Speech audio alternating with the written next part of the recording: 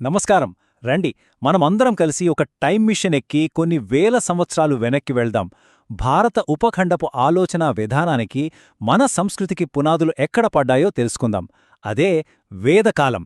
ఇది కేవలం చరిత్ర పాఠం కాదు, మన మూలాల్లోకి మనం చేస్తున్న ఒక అద్భుతమైన ప్రయాణం. మన ఈ ప్రయాణాన్ని ఒక ప్రశ్నతో మొదలుపెడదాం. ఊహించుకోండి, ఒక పాటల పుస్తకం. అది సుమారు 3500 ఏళ్ల కిందట రాసింది.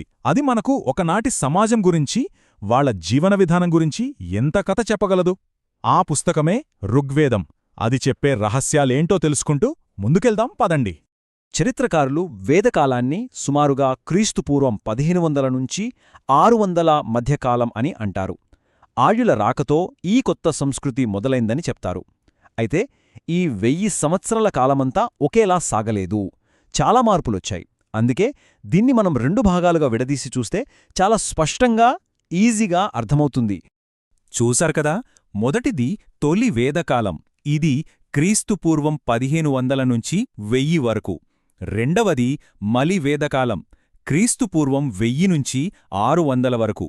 ఈ 2 దశల మధ్య ప్రజల జీవితాల్లో, వాళ్ల ఆలోచనల్లో, పాలనలో వచ్చిన మార్పులే ఈ విశ్లేషణలో మనం ప్రధానంగా చూడబోయేది. ఈ సంస్కృతికి గుండెకాయలాంటివే వేదాలు. వేదమనే మాటకు అర్థమేంటో తెలుసా? జ్ఞానం. సింపుల్. ఈ జ్ఞానాన్ని మొదట్లో పుస్తకాల్లో రాయలేదు. గురువు శిష్యుడికి నోటి మాటగా చెప్తే అతను విని నేర్చుకునేవాడు.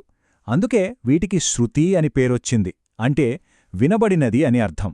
ఇవి ఏ ఒక్క మనిషి సృష్టించినవి కావని, నేరుగా భగవంతున్నుంచే వచ్చాయని నమ్ముతారు. అందుకే వీటిని అపౌరుషేయాలు అంటారు. ఈ జ్ఞానం మొత్తం ప్రధానంగా 4 వేదాల్లో ఉంది. ఇందులో మొదటిది, అన్నిటికన్నా పాతది ఋగ్వేదం. ఇది దేవతలను పొగుడుతూ పాడే పాటల సంకలనమనమాట. తర్వాత సామవేదం. ఇదొక మ్యూజిక్ డైరెక్టర్ లాంటిది. ఋగ్వేద మంత్రాలను ఎలా రాగయుక్తంగా పాడాలో చెబుతుంది. యజుర్వేదమేమో యజ్ఞాలు, యాగాలు చేసే పద్ధతుల గురించి వివరిస్తుంది. ఇక 4వది అథర్వణవేదం. ఇందులో రోజువారీ జీవితానికి అవసరమైన మంత్రాలు, వైద్యం లాంటి విషయాలు ఉంటాయి. సరే, ఇప్పుడు మన ప్రయాణంలో మొదటి మజిలీకి వెళ్దాం. తొలి వేదకాలం. ఈ సమయంలో ప్రజలు ఎక్కువగా పశువులనే తమ ఆస్తిగా చూసుకునేవాళ్లు. ఒకచోట స్థిరపడకుండా పశువుల మేత కోసం తిరుగుతూ ఉండేవారు. మరి వీళ్ళు ఎక్కడ నివసించేవారు? ఋగ్వేదం ప్రకారం వీళ్ళు సప్తసింధు అనే ప్రాంతంలో ఉండేవాళ్లు. అంటే 7 నదులు ప్రవహించే భూమి. ఇది ఇంచుమించుగా ఇప్పటి పంజాబ్, దాని చుట్టుపక్కల ప్రాంతమనమాట. ఇక్కడ చూడండి, ఇది చాలా ఆసక్తికరమైన విషయం. ఋగ్వేదంలో చెప్పిన నదుల పేర్లకు, ఇప్పటి మోడర్న్ పేర్లకు ఎంత దగ్గరి సంబంధముందో. సింధు నదిని ఇండస్ అంటున్నాం. వితస్త నదే ఇప్పటి ఝేలం. పరుష్ణి నదే రావి. అద్భుతం గదా! వేల ఏళ్లనాటి సాహిత్యానికి, నేటి భూగోళానికి ఎంత బలమైన కనెక్షనుందో. అప్పటి రాజకీయ వ్యవస్థ చాలా సింపుల్గా, జనాలకు చాలా దగ్గరగా ఉండేది. దీనికి బేసిక్ యూనిట్ కుల, అంటే ఫ్యామిలీ.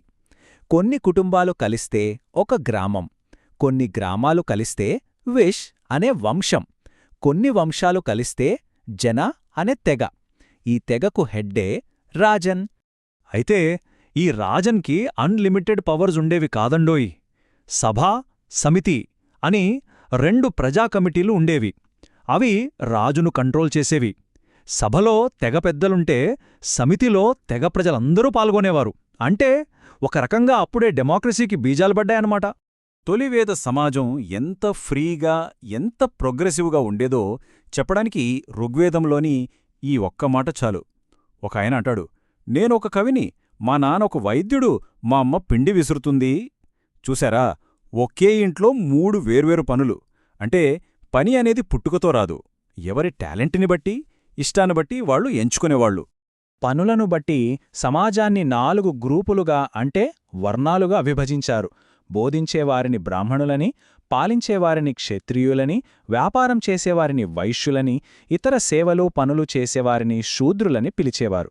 కానీ ఇక్కడ మనం గట్టిగా గుర్తుపెట్టుకోవాల్సిన విషయం ఏంటంటే, ఇది కేవలం వృత్తిపరమైన విభజన, అంతేగాని పుట్టుకతో వచ్చేది కాదు. సరే, కథలో మొదటి భాగం అయిపోయింది. ఇప్పుడు సెకండ్ హాఫ్, మలి వేదకాలం. ఇక్కడ నుంచే కథలో అసలు ట్విస్టులు మొదలయ్యాయి. సమాజంలో, సంస్కృతిలో చాలా పెద్ద మార్పులు రావడం మొదలైంది. ఆ సింప్లిసిటీ పోయి కాంప్లెక్సిటీ పెరిగింది.